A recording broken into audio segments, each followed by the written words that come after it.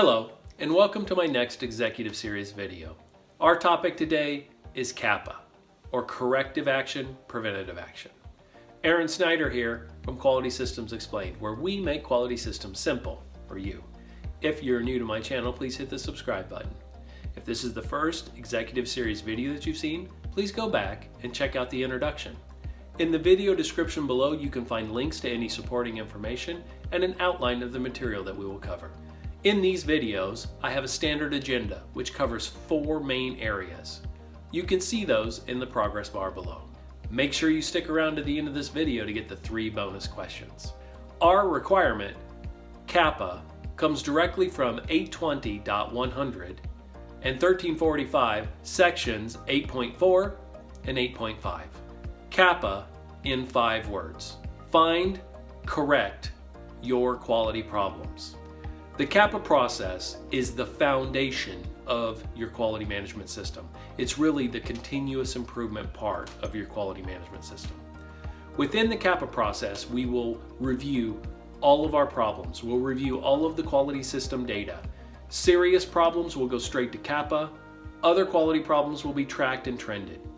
Once we've identified that an issue needs an actual investigation, then we utilize the CAPA system to do that investigation. Our goal, to find the root cause, to define a corrective action, define a preventative action, implement that, and then verify its effectiveness. All of the actions that you take have to be documented. So how do I know this is working? Well, first, I have a good CAPA process defined. I have a procedure defined for my CAPAs. And all of my quality system data is being fed into my CAPA process. Second, serious quality issues, either individual events or trends, are entered into the CAPA process, CAPAs are opened, and those CAPAs are addressed in a timely manner.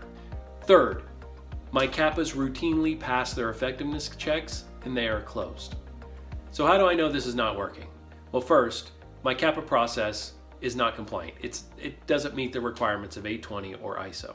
Second, I'm hiding quality problems. I have serious quality problems and I have quality system data that's not making it into the CAPA process. Third, my CAPAs are continually overdue or the dates are extended. Fourth, my CAPAs fail effectiveness checks. And then finally, I have corrective actions.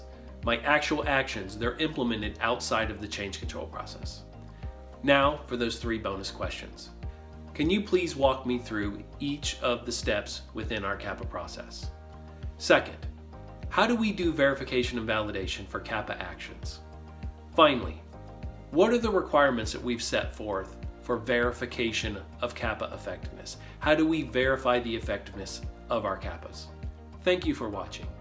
If you found this video helpful, please like, subscribe, share, and comment. If you have any questions, please send me an email at qms.jedi@gmail.com. This is Aaron Snyder from Quality Systems Explained. Never stop learning.